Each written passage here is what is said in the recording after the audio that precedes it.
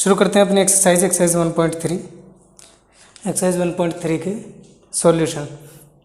पिछले लेक्चर में हमने क्या किया था? पिछले लेक्चर में एक्सरसाइज 1.3 का इंट्रोडक्शन किया था। और एक्सरसाइज को करने से पहले जब बच्चे डायरेक्ट सॉल्यूशन देखने आ गए हैं, उनसे मेरी एक बार यही गुजारिश है कि वो जाकर इंट्रोडक्शन वीडियो ज़रूर देखें।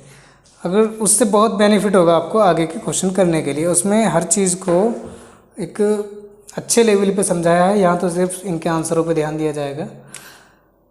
तो करते हैं सबसे पहला क्वेश्चन, दैट इज़ सिद्ध कीजिए कि √5 एक अपरिमेय संख्या है। क्वेश्चन नंबर 1, √5 एक अपरिमेय संख्या है। इंट्रोडक्शन की क्लास में मैंने बहुत अच्छी तरीके से बताया था कि परिमेय संख्याएं कौन सी होती हैं, अपरिमेय संख्याएं कौन सी होती हैं। तो एक बार इसके इंट्रोडक्शन को आप ज़रूर देखें। चलिए, इसके इन ऐसे क्वेश्चंस को करने से पहले उसमें 2 क्वेश्चन किए थे हमने, एक √3 का और एक √3 का। ऐसे क्वेश्चन को करने से पहले हमें क्या करना होता है? सबसे पहला स्टेप होता है इसका, माना √5 एक परिमेय संख्या है। तो सबसे पहले हमें इसमें एक रॉन्ग एजम्पशन करना होता है, गलत बात माननी पड़ती है कि माना √5 एक परिमेय संख्या है। अब इसके बाद में जब एंड होगा तो इसमें कहीं ना कहीं एक मिस्टेक हो जाएगी, और वो मिस्टेक सिर्फ और सिर्फ किस वजह से होगी? क्योंकि हमने यहाँ गलत माना है। यही हम बाद में सिद्ध करने वाले हैं। √5 एक परिमेय संख्या ही हमने मान लिया। अर्थात अगर ऐसा है तब क्या होगा कि √5 = p/q। किन्हीं भी 2 नंबर p और q के लिए ऐसी कंडीशन ज़रूर आएगी अगर ये परिमेय है तब। क्योंकि परिमेय संख्या की डेफिनेशन क्या है? परिमेय संख्या की डेफिनेशन ही ये है कि वो नंबर जो p/q के रूप में लिखा जा सके। तो ये p/q के रूप में हमने लिख लिया, क्योंकि ये परिमेय संख्या हमने माना है, तो ऐसा पॉसिबल है। तो हम क्या करेंगे, इसको थोड़ा सा सॉल्व करेंगे। सॉल्व करने पे क्या आएगा? √5q = p। इससे पहले एक मोटी सी बात, वो क्या है कि जहाँ p और q 2 सहअभाज्य संख्याएं, जहाँ p और q 2 सहअभाज्य संख्याएं हैं, अतः HCF p और q का जो HCF है वो 1 होगा। p और q का जो में से आएगा वो 1 होगा। ऐसी कोई भी संख्याएं जिनका में से 1 आए वो संख्याएं सहअभाज्य संख्याएं कहलाती हैं। यहाँ हमने क्या मान लिया कि 1 के अलावा इनका कोई और कॉमन फैक्टर नहीं है, कॉमन गुणनखंड 1 के अलावा नहीं है। अब हम क्वेश्चन को सॉल्व करेंगे। इस पर्टिकुलर समीकरण को मैं क्या लिख सकता हूँ कि √5q = p। कब? जब इसके नीचे मैं 1 मानूंगा क्रॉस मल्टीप्लाई करके, इसको मैं लिख सकता हूँ √5q = p, विच मीन्स इसका क्या मतलब हुआ? इसका मतलब ये हुआ कि कुछ मतलब नहीं हुआ, अभी आगे मतलब करते हैं। दोनों पक्षों का वर्ग करने पर, इसमें 2 पक्षों के लेफ्ट हैंड साइड और राइट हैंड साइड, दोनों पक्षों का वर्ग करने पर क्या होगा? 5q² और p²। √5 का वर्ग करेंगे तो 5, और q का करेंगे k², p का करेंगे तो p²। ठीक है, आगे करिए इसे। यहाँ से हमने जो थ्योरम इसके इंट्रोडक्शन में पढ़ाई थी, उस थ्योरम पे बात करते हैं। वो थ्योरम क्या थी? यहाँ से हम लिख सकते हैं q² = p²/5। अब ये क्या बताएगी हमें कि 5 जो है वो क्या कर रहा है? 5 p² को विभाजित कर रहा, अतः 5p को भी विभाजित करेगा। बात है समझ में। ये थ्योरम थी हमारी, थ्योरम जो इस एक्सरसाइज की पर्टिकुलर थ्योरम थी। 5 अगर पी स्क्वायर को विभाजित कर रहा है तो 5 पी को भी विभाजित करेगा। That's it. यहाँ तक अभी यही हुआ। अब इसी बात को हम पकड़ते हैं जो हमने सॉल्यूशन निकाला है, क्या कि 5 पी को विभाजित करता है। ये जो बात हमने बताई थी, जो हमने निष्कर्ष निकाला है, ये लिखा मैंने कि 5 पी को विभाजित करता है। और अगर 5 पी को विभाजित करता है तो भाग करने के बाद कोई ना कोई अनदर आंसर आएगा। लेट से उसको सी कह लेते हैं, सी नहीं कुछ और भी कह लो, आपकी मर्जी, डी कह लो, ए कह लो, ए कह लेते हैं। चलो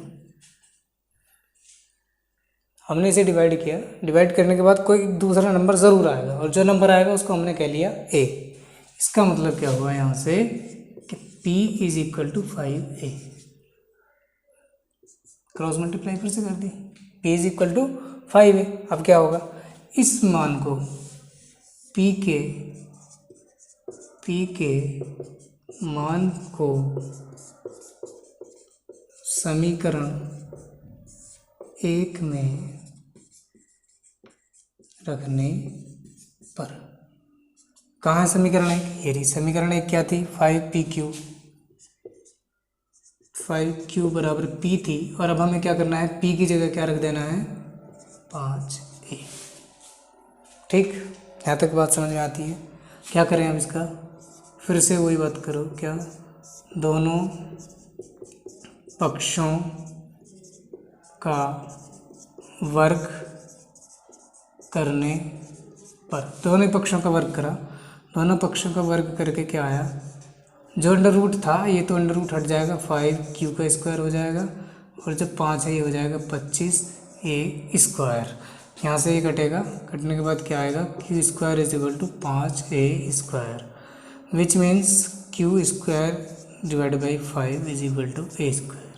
यहाँ अब हम बात करते हैं, यहाँ हम थोड़ी सी बात करते हैं, क्या कि 5Q स्क्वायर को विभाजित कर रहा है, अगर 5Q स्क्वायर को विभाजित कर रहा है तो हमने क्या बताया था, या थ्योरम क्या बताती है कि 5Q को भी विभाजित करेगा। लिखते हैं इसके बारे में थोड़ा सा, 5Q स्क्वायर को विभाजित कर रहा है, अतः 5Q को भी विभाजित करेगा। यहाँ तक बात आई समझ में, ठीक है। अगर यहाँ तक बात समझ में आ गई तो यहाँ से एक निष्कर्ष निकलेगा। क्या निष्कर्ष निकलेगा भाई, 5P को भी विभाजित करेगा और 5Q को भी विभाजित करेगा, 5P को भी विभाजित करेगा और 5Q को भी विभाजित करेगा। इसका मतलब क्या हुआ कि दोनों में 5 की डिवाइड चली जाएगी, P में भी और Q में भी। दोनों में 5 की डिवाइड के जाने का मतलब ये है कि दोनों का उभयनिष्ठ गुणनखंड है 5, और अगर दोनों का उभयनिष्ठ गुणनखंड 5 है तो या तो हमारी ये वाली बात गलत हुई कि P और Q दो सहभाज्य संख्या है जहाँ उनका HCF 1 है, या फिर जो हमने माना था वो गलत है। तो actually it is our right assumption. Wrong assumption क्या है कि अंडर रूट 5 एक परिमेय संख्या है। इसको अब हम यहाँ लिख देंगे, कैसे लिखेंगे कि 5P को भी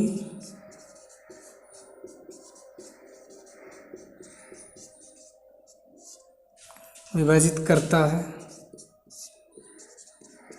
और 5Q को भी विभाजित करता है, जबकि P और Q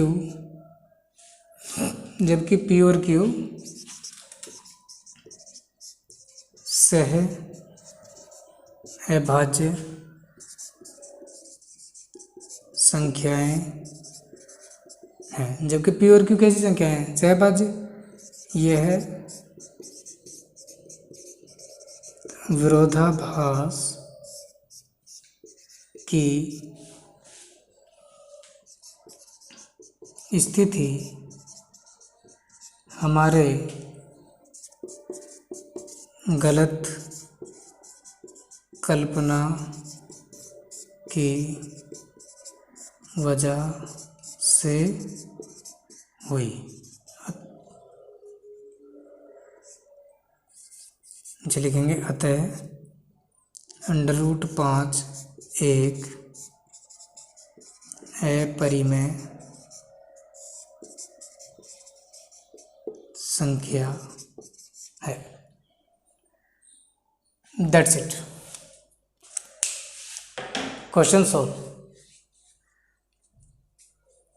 अब √5 का नहीं, √5 के अलावा जितने भी ऐसे नंबर्स हैं जिनको जो परफेक्ट स्क्वायर नहीं हो, √6 है, √7 है, √8 है, √11 है, आप किसी को भी इसी फॉर्मेट में सॉल्व करके दिखा सकते हैं। थोड़ा सा लेंथी है, लैंग्वेज वाला है, इसको नोट करिएगा। रटने से ज़्यादा समझने की कोशिश करिए। जब एक बार समझ जाएंगे तो इसकी लैंग्वेज आप बना के आराम से लिख सकते हैं। ठीक है, अच्छा बढ़ते हैं अपने नेक्स्ट क्वेश्चन की तरफ। दैट इज सिद्ध कीजिए कि 3 + 2√5 एक अपरिमेय संख्या है।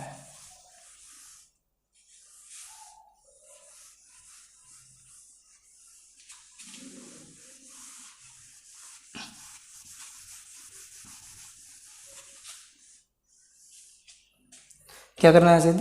3 + 2√5 एक अपरिमेय संख्या है। 3 + 2√5 क्वेश्चन नंबर 2 से ये सिद्ध करना है 3 + 2√5 एक अपरिमेय संख्या। इसके बेस पे भी कल एक क्वेश्चन कराया था। इसमें क्या होना है, थोड़ा सा ऊपर जो पहला क्वेश्चन किया था उससे थोड़ी सी लैंग्वेज डिफर है, लेकिन स्टार्टिंग और एंड दोनों का सेम है। माना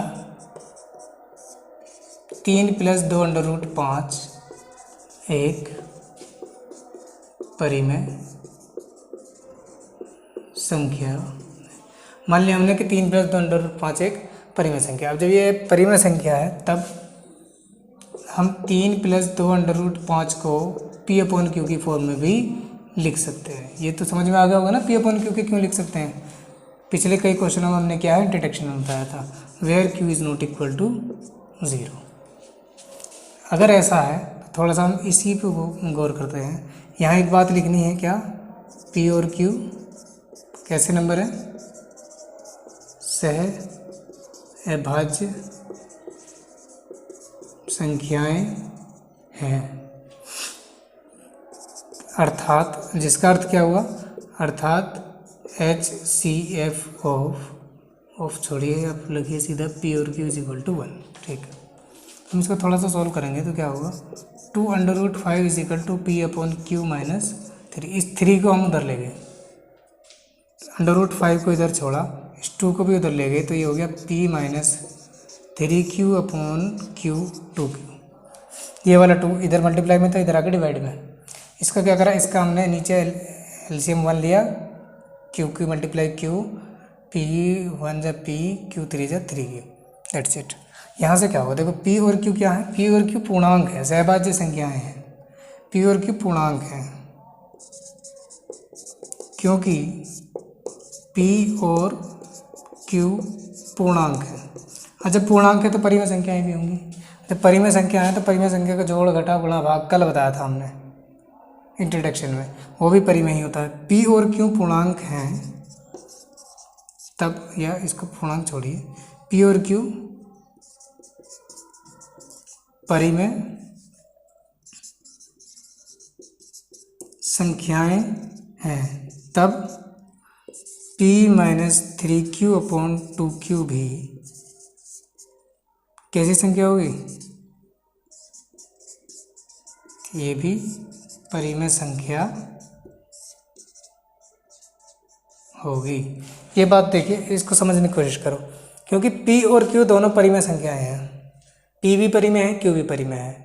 अब यहाँ इन दोनों का जोड़ हो रहा है तो भी परिमेय आएगी, डिवाइड हो रहा है तो भी परिमेय आएगी। P और Q दो परिमेय संख्याएं हैं, तो P - 3Q और 2Q, मतलब ये वाला पोर्शन जो है हमारा, ये वाला पोर्शन ये परिमेय है और इधर वाला अपरिमेय है। इसको लिखते हैं हम कि हमारा लेफ्ट हैंड साइड बराबर √5 एक अपरिमेय संख्या है। बात आई समझ में? ठीक है। और R H S right hand side, R H S जो बराबर के इधर है वो क्या कहता है? वो कहता है कि p minus 3q upon 2q, p minus 3q upon 2q ये कैसी है? एक परिमेय संख्या है।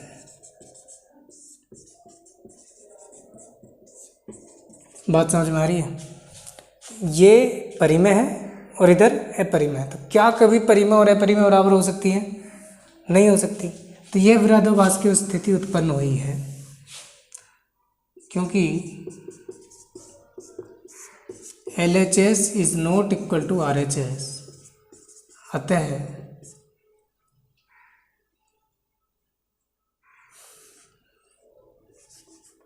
हम लिखेंगे इसलिए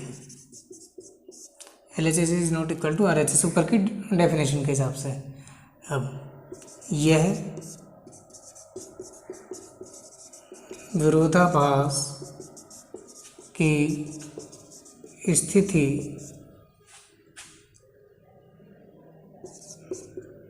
उत्पन्न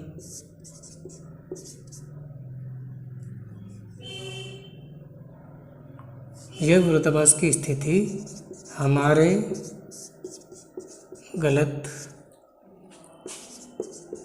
कल्पना के कारण उत्पन्न हुई है।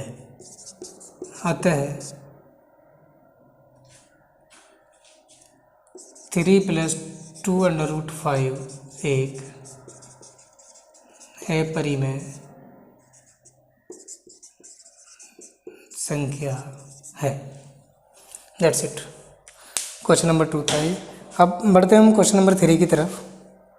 क्वेश्चन नंबर 3 के 3 पार्ट है, एक 1/√2, एक 7/5 और 6 + √2। सबसे पहले हम थर्ड पार्ट करते हैं इसका। थर्ड पार्ट 6 + √2 क्या है? हमें क्या सिद्ध करना है कि 6 + √2 सिद्ध करना है हमें 6 + √2 एक अपरिमेय संख्या है।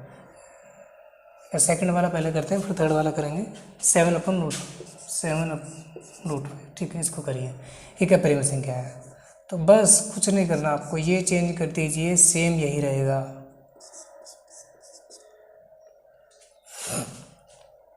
(7/5) तो √5 इज इक्वल टू p/7q। इसका मतलब p और q परिमेय संख्या है, तब p/7q भी p/7q भी कैसी होंगी? परिमेय संख्या होंगी।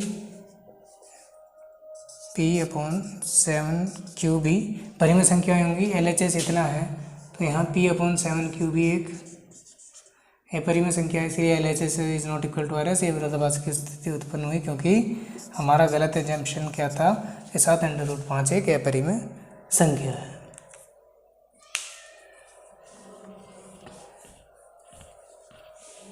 आगे चलते हैं। आगे क्या है?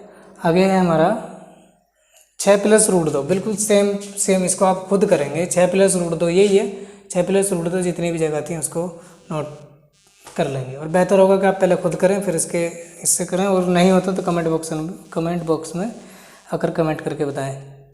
फर्स्ट स्टेप्स क्या करते हैं? 1/√2। ठीक,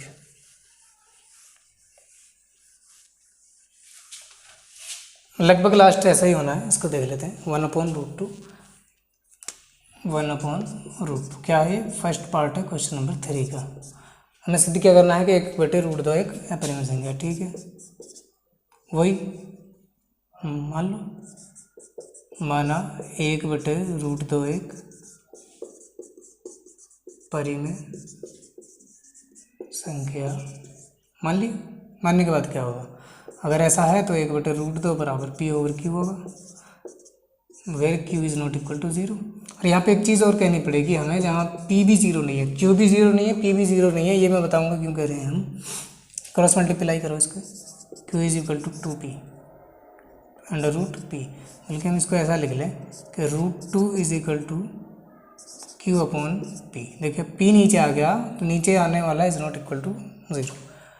ठीक है, यहाँ कुछ नहीं हुआ। अभी क्या किया हमने? इनको दोनों को पलट लिया। हम पलट सकते हैं आसानी से। √2 इज इक्वल टू QP। ये कंडीशन आई, क्या हुआ, Q अपॉन P, ये तो एक परिमेय संख्या है, ये तो एक परिमेय संख्या है, और इधर अपरिमेय संख्या है। ये परिमेय अपरिमेय और परिमेय और अपरिमेय तो आपस में बराबर हो ही नहीं सकते, इसीलिए हम कह सकते हैं LHS बराबर √2, और ये Q अपॉन P एक परिमेय संख्या है, इसीलिए LHS is not equal to, ये क्यों उत्पन्न हुई, क्योंकि हमने गलत एज्यूम कर लिया था कि 1/√2 एक परिमेय संख्या है। बातें समझ में, इसमें थोड़ा सा एक लाइन बीच में रह गई थी, क्या लाइन रह गई कि जहाँ P और Q कोई पूर्णांक है, अगर ये पूर्णांक हैं तो अगर ये P और Q दोनों पूर्णांक हैं तो P बटे Q कैसी संख्या होगी, एक परिमेय संख्या होगी। क्यों, क्योंकि P और Q दो पूर्णांक हैं, अतः P और Q एक परिमेय संख्या होगी, और P और Q तो होगी परिमेय, और दूसरे अर्थ पे √2 है परिमेय, ये दोनों बराबर नहीं हो सकती, और ये बराबर इसलिए नहीं हो सकती, इसलिए कि ये हमारे गलत एजम्पशन की वजह से ऐसा आ रहा है। दैट्स इट, मिलते हैं नेक्स्ट वीडियो में एक्सरसाइज 1.4 के डिटेक्शन और फिर उसके सॉल्यूशन के साथ। तब तक के लिए थैंक यू।